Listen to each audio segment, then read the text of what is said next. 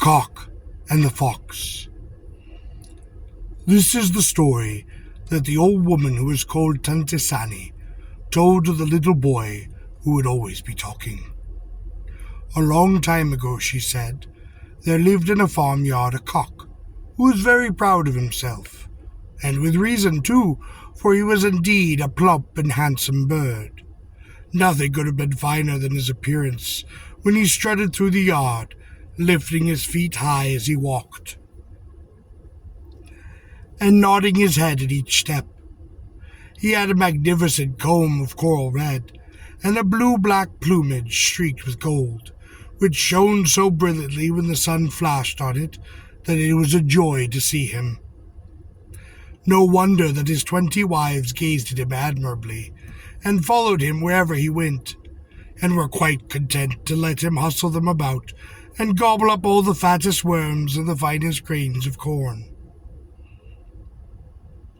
If this cock was proud of his appearance, there was one thing in which he was even prouder, and that was his voice. He was a famous songster. He could crow you high and he could crow you low. He could utter tones as deep as the pealing of the organ in church, or as shrill as the blast of a trumpet. Every morning, when the first streak of dawn appeared in the sky, he would descend from his perch, raise himself upon his toes, stretch out his neck, close his eyes, and crow so very loudly that he roused people who were even sleeping in the next parish. This he loved to do, because it was his nature. Now in the forest close to the farmyard there lived a fox, who often gazed with longing eyes upon the plump and handsome bird. His mouth watered every time he thought of him, and many were the artful tricks he played to try and catch him for his dinner. One day he hid himself among the bushes in the garden by the farmyard, and waited patiently till the cock happened to stray his way. After a time the bird came along, pecking here and pecking there, wandering through the gate into the garden, and made straight for the bush on which the master fox was hiding. He was just going to run into the bush after a butterfly which had fluttered about, when he caught sight of Reynard's black snout and cunning, watchful eyes, and with a squeak of alarm he jumped aside, just inside, and hopped onto the wall. At this the fox rose to his feet. "Oh, don't go away, my dear friend," he said in honeyed tones. "I would not for the world do you any harm. I know what it is to my bad fortune to be disliked by your family.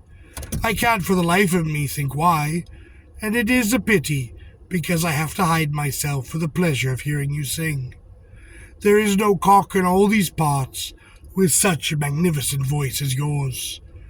I simply do not believe the stories they tell about you." "Eh? What is that?" said the cock, stopping at a safe distance and looking at the fox, his head upon one side. "What do they say?" "Why," Renaud went on, edging just a little bit nearer, "they tell me that you can only crow with your eyes open. They say that if you were to shut your eyes, that clarion call of yours would become only a feeble piping, like the clucking of a newborn chick.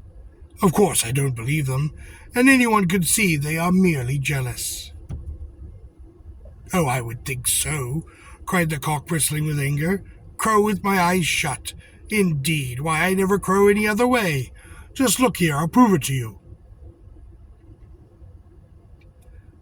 And he raised himself upon his toes. He stretched out his neck. He closed his eyes, and just as he was going to crow, slap!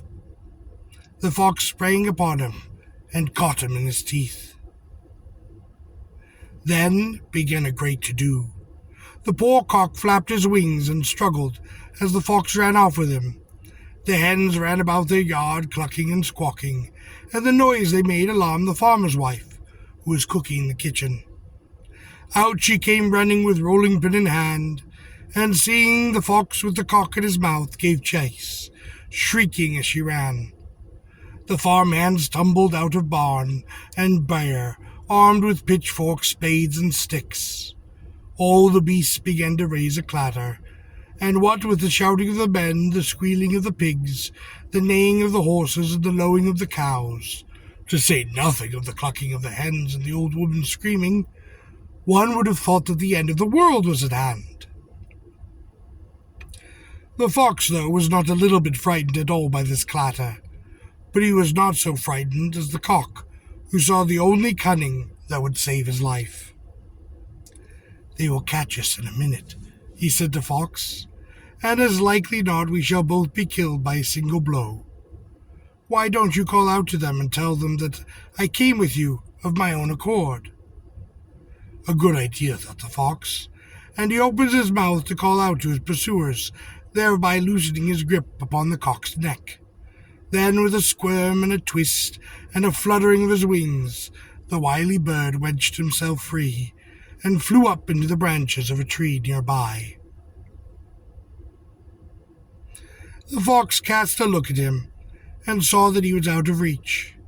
He then glanced over his shoulder at his pursuers, who were getting perilously nearer.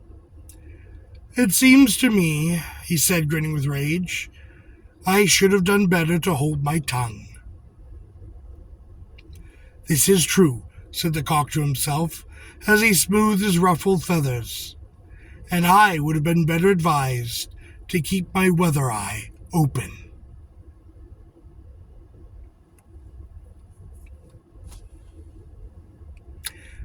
You have a wonderful, blessed day.